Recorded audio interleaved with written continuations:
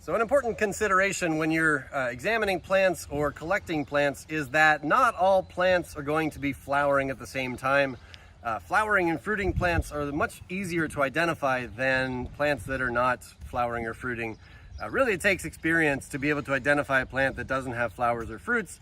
You'll get there if you want to keep practicing, but frankly, it's just something you can't easily take a guidebook into the field and identify a plant that's not flowering or fruiting. So we have differences in phenology, the time at which these plants are going to be producing their flowers.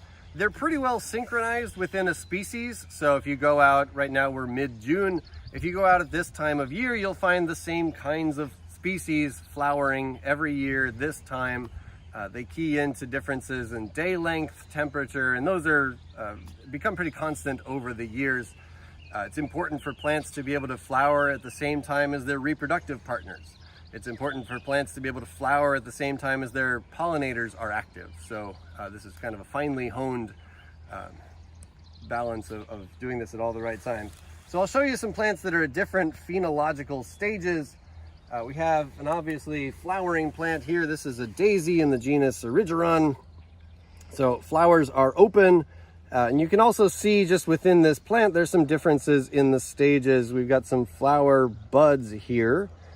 Technically this is a flower head, but that's a point for another time. So we've got some heads of flower, flower head here. We've got some buds of flower heads over in this area, kind of getting ready to open. So this plant will have flower heads open a little bit at a time, a day or two at a time, and then switch those out for new flower heads that'll open later. So we have one that's actively flowering. I can see the reproductive structures in the yellow part there.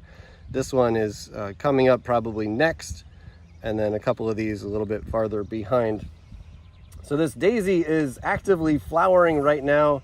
After the flowers are fertilized, they can develop seeds and turn into fruits that have seeds inside.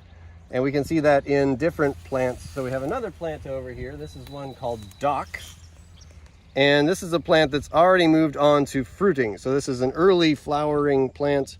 And these are little nuts with wings on them, basically. So these are a whole bunch of fruits. Mid-June for this plant species is fruiting time.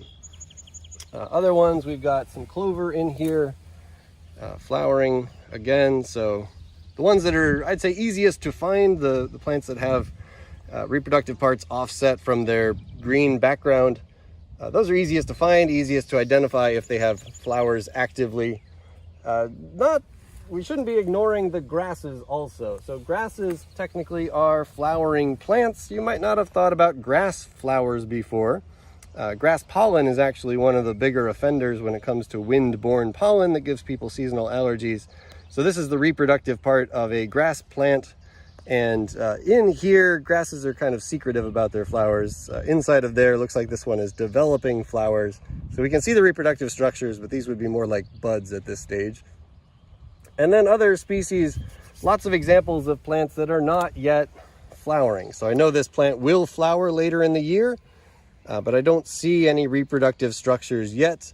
Reproductive structures will grow out from the tips of these plants. As this plant grows, it's going to keep making leaves. And sometime later in the summer, it's going to switch gears and stop making photosynthetic leaves and switch to making flowers that then develop into fruits.